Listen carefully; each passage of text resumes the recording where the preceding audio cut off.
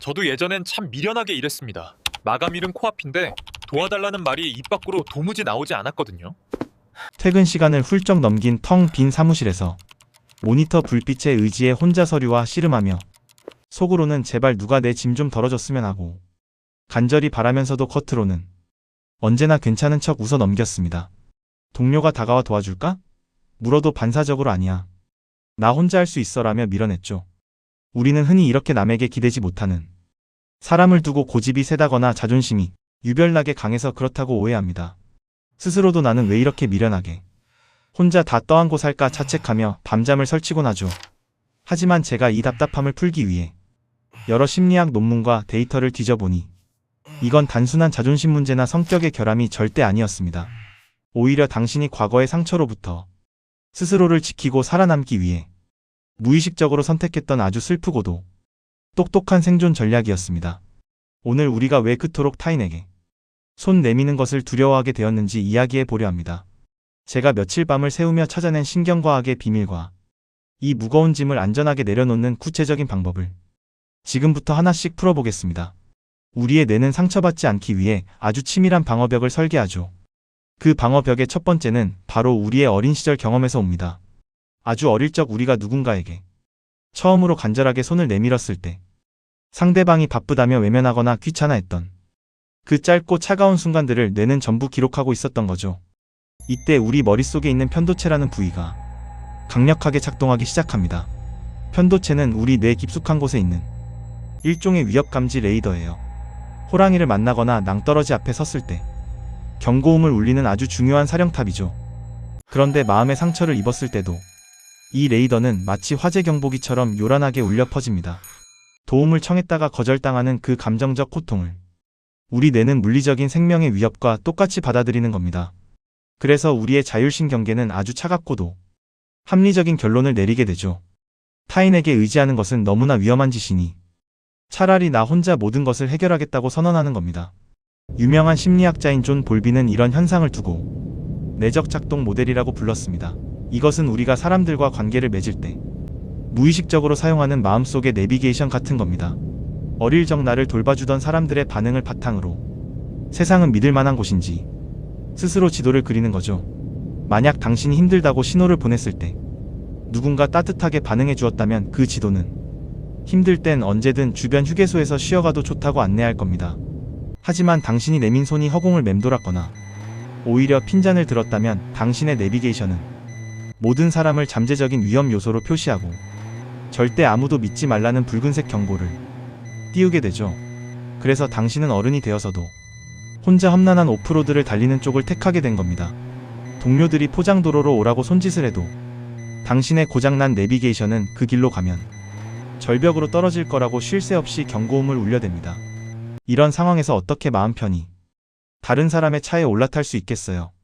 우리는 흔히 내가 도와달라고 하면 상대방이 엄청나게 부담스러워할 거라고 지레짐작합니다. 하지만 심리학 연구 결과를 보면 실제로 부탁을 들어준 사람의 비율은 우리의 기대치보다 무려 50%나 더 높았습니다. 여기서 나타나는 첫 번째 신호는 바로 타인에게 베푸는 것에 강박적으로 집착하는 현상입니다. 항상 주기만 하고 받는 것은 극도로 어색해하며 회피하는 것. 이건 관계를 내 통제력 아래에 두고 안전을 확보하기 위한 정교한 작업입니다. 내가 상대방에게 필요한 존재가 되면 버림받을 일은 없을 거라는 절박한 믿음이죠. 하지만 반대로 도움을 받는 위치가 되면 나의 약점과 취약성이 온천하에 드러나는 것처럼 끔찍하고 두려운 기분을 느끼게 됩니다. 그래서 끊임없이 주기만 하면서 마음속에 보이지 않는 장부를 씁니다. 관계의 저울이 항상 자기 쪽으로 무겁게 기울어져 있어야만 비로소 마음의 평화를 얻게 되거든요. 하지만 이런 방식은 필연적으로 관계를 갉아먹습니다. 받는 쪽은 왠지 모를 부채감에 시달리다가 조용히 관계를 정리하곤 하죠. 진짜 건강한 관계는 서로의 취약점을 기꺼이 내보일 때 비로소 시작됩니다. 당신의 뇌는 그저 당신이 또다시 상처받는 상황을 막기 위해 엑셀 대신 브레이크를 꽉 밟고 있었던 것뿐입니다. 두 번째 신호는 나 자신의 고통을 견디는 한계점이 비정상적으로 높아지는 현상입니다. 보통 사람들은 10개 중에 3개만 힘들어도 도움을 구하지만 우리는 10개를 꽉 채우고도 한계치를 계속 늘려가며 버팁니다. 마치 배터리가 1%가 될 때까지 아무렇지 않은 척 화면을 들여다보는 것과 같아요. 이렇게 참는 기준선이 계속 올라가면 주변 사람들이 나의 힘듦을 전혀 눈치채지 못하게 됩니다. 겉으로는 너무나 완벽하게 일을 처리해내고 있으니 타인의 눈에는 그저 강인한 철인으로만 보일 뿐이죠. 이것이 바로 당신이 세상에서 가장 철저하고 쓸쓸하게 고립되는 과정입니다. 우리의 뇌는 이 미칠 듯한 긴장감을 기본값으로 착각하고 더 이상 위험하다는 신호조차 보내지 않게 되어버립니다. 몸과 마음의 뼈대가 부서지고 있는데도 뇌는 평온하다고 새빨간 거짓말을 하는 거죠. 누군가에게 짐이 되어 거절당하느니 차라리 내 영혼을 갈아 넣는 편이 심리적으로 안전하다고 느끼도록 신경계가 세팅된 결과일 뿐입니다. 세 번째 신호는 모든 것을 통제하려는 완벽주의의 가면입니다. 내가 누군가에게 도움을 요청하는 순간 그동안 쌓아온 유능한 이미지가 산산조각 날 것 같은 원초적인 공포에 사로잡히는 것이죠. 이들에게 완벽함이란 성취의 목적이 아니라 비판과 거절을 피하기 위한 튼튼한 방패입니다. 타인에게 일을 맡겼다가 실수가 생겨 내 평판에 금이 갈까봐 불안해하고 차라리 내가 밤을 새워서라도 완벽하게 끝내는 편을 택합니다.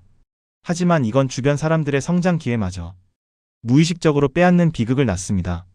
동료들은 당신에게 의존하게 되고 당신은 만년 실무자로 남아 모든 잡무를 떠안은 채 세상을 원망하게 되죠. 역설적이게도 이런 성향을 가진 분들은 지능이 높고 공감 능력이 뛰어난 경우가 많습니다. 상대방이 내 부탁을 얼마나 부담스러워할지 내 시뮬레이션이 너무 빨리 돌아가 버리는 겁니다. 당신이 도움을 청하지 못하는 건 바보 같아서가 아니라 오히려 타인을 배려하는 능력이 너무 뛰어나기 때문입니다. 네 번째 신호는 당신의 병이 아니라 강력한 잠재력의 증거입니다. 남에게 짐이 되기 싫어서 혼자 모든 것을 떠안고 버텨온 그 시간들이 사실은 당신의 내면에 어마어마한 회복 탄력성을 길러주었습니다. 인류의 발전은 타인의 고통을 감지하고 자신을 먼저 희생할 줄 아는 초협력자들 덕분에 가능했습니다. 당신이 바로 그 소중한 초협력자 중 한 명인 셈이죠. 당신은 관계의 미세한 흐름을 읽어내는 정교한 안테나를 타고났습니다. 링컨 대통령처럼 그 지독한 책임감이 훗날 가장 강력한 리더십의 원천이 될 수도 있죠. 이제 그 뛰어난 공감 능력을 타인에게만 100% 쓰지 말고 20% 정도는 나 자신을 위해 꺼내어 써보세요. 도움을 청하는 행위는 나약함의 증명이 아니라 나의 짐을 나누어 줄 수 있을 만큼 타인을 깊이 신뢰한다는 성숙한 용기의 표현입니다. 진정한 연결감은 서로의 취약성을 기꺼이 드러낼 때 비로소 싹트기 마련이니까요. 이제 구체적인 실천 방법을 나누어 보겠습니다. 첫째, 아주 작고 사소한 것부터 시작하는 5% 마이크로 부탁입니다. 펜을 빌리거나 메뉴를 골라달라고 하는 등 무해한 경험을 통해 타인을 믿어도 안전하다는 새로운 경험을 뇌에 차곡차곡 쌓아주세요. 이런 작은 성공들이 모이면 타인을 믿어도 안전하다는 새로운 지도를 우리 뇌에 선명하게 그려줄 겁니다. 둘째, 감정이 개입할 틈을 차단하는. 이럴 땐 이렇게라는 미리 정한 약속입니다. 8시까지 야근하게 된다면 무조건 업무 하나를 넘긴다고 미리 정해두고 기계적으로 말을 내뱉어 보세요. 복잡한 감정이 솟아오르기 전에 로봇처럼 부탁의 말을 툭 내뱉어보는 연습을 해보는 거예요. 셋째, 과거의 나 다독여주기입니다. 홀로 버텨야만 했던 어린 시절의 나에게 정말 고생 많았다고 이제는 내려놓아도 된다고 진심 어린 편지를 써보세요. 이 과정은 단순하고 감성적인 자기 위로가 아니라 신경과학적으로 우리 뇌의 단단한 회로를 근본적으로 치유하는 아주 강력하고 과학적인 처방전입니다. 오늘 이야기가 마음 깊은 곳에 닿으셨다면 비슷하게 홀로 끙끙 앓고 있는 소중한 분들께 이 영상을 공유해 주십시오. 그 사람에게 엄청난 위로와 든든한 구명조끼가 될 수 있으니까요. 결국 남에게 기대는 연습은 자전거 타기를 배우는 것과 아주 똑같습니다. 처음 보조바퀴를 떼어낼 때는 당장이라도 넘어져서 크게 다칠 것 같은 엄청난 공포감이 밀려오죠. 하지만 자전거의 보조바퀴를 처음 뗄 때처럼 두렵겠지만 누군가 뒤에서 안장을 잡아주고 있다는 사실만으로도 세상은 훨씬 평화로워질 겁니다. 당신이 짊어진 그 무거운 배낭을 이제는 믿을 수 있는 동료들과 조금씩 나누어 메어보세요. 속이 꽉 찬 곡식은 비바람이 몰아쳐도 꺾이거나 쉽게 흔들리지 않습니다. 당신의 가치는 누군가에게 끝없이 필요한 사람임을 증명해내고 모든 일을 완벽하게 해내야만 비로소 생겨나는 얄팍한 것이 절대 아닙니다. 가끔은 빈틈을 보이고 누군가에게 짐이 되어 잠시 기대어 쉬어가더라도 당신은 이미 그 존재 자체로 충분히 훌륭하고 눈부신 사람입니다. 당신이 용기를 내어 부탁할 때 상대방은 당신처럼 완벽해 보이는 사람이 자신을 믿어주었다는 사실에 내심 깊은 고마움을 느끼게 됩니다. 스스로를 구원할 줄 아는 사람만이 타인과 진정으로 깊이 연대할 수 있습니다. 당신은 이미 다른 사람들의 짐을 대신 들어주며 훌륭하게 성장했으니 이제는 그 눈부신 성장의 과실을 스스로 누려야 할 차례입니다. 당신의 걸음이 훨씬 가볍고 경쾌해지기를 진심으로 응원합니다. 영상이 도움되셨다면 구독과 좋아요 부탁드립니다. 감사합니다.